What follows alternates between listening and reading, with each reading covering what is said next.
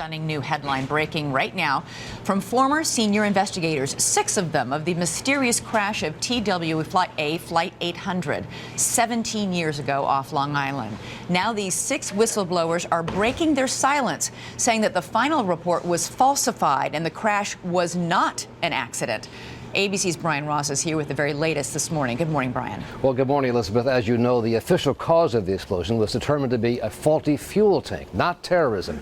But in a new documentary about to be made public, these former investigators claim the FBI and others covered up what really happened. And their theory, although unproven, is that a missile came near the plane and hit it or exploded near it shortly after it took off from Kennedy Airport and was heading to Paris.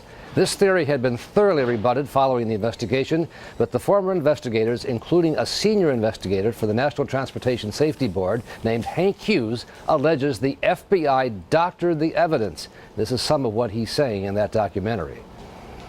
There's a lot of search boats. One witness described a big fireball with pieces coming off. And the hangar had been disturbed at night. They set up video surveillance in my hangar and found that 3 FBI agents from another office had entered the hangar for purposes unknown in the wee hours of the morning.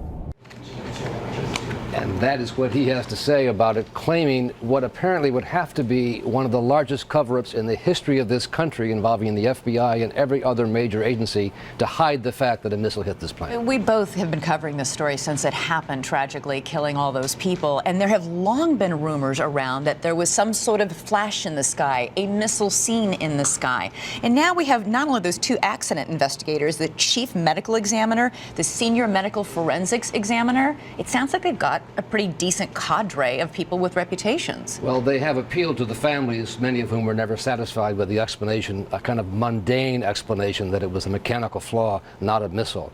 But a lot of that has been disproved, having covered this very closely, and originally I myself thought this must have been some act of terrorism. I think it was not, is my own view, but this new information certainly will lead to a controversy being reignited and claims that they'll have to be addressed by the government. And only once has the NTSB reopened an investigation like this, and that was way back in, I think, 1968. Right. So chances not good? Well, hard to say. This is certainly going to be controversial and puts alive again a debate that had been settled. Brian, thank you so much.